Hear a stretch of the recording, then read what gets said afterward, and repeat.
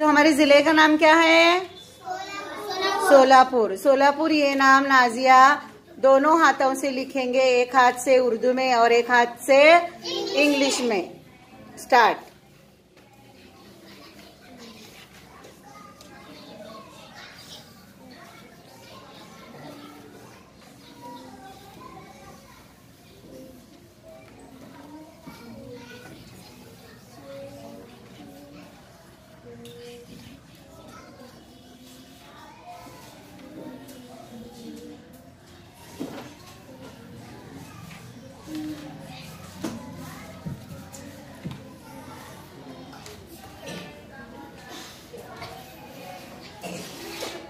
Very good. Fatima तुम आओ। हमारे गांव का नाम क्या है? आप फातिमा कुंभारी लिखेंगे।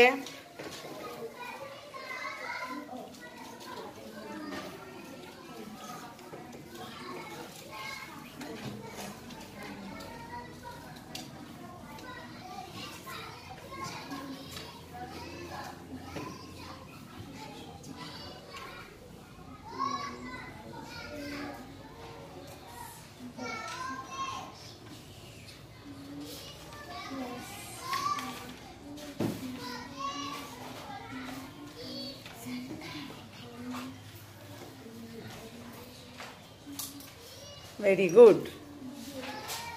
Clap go.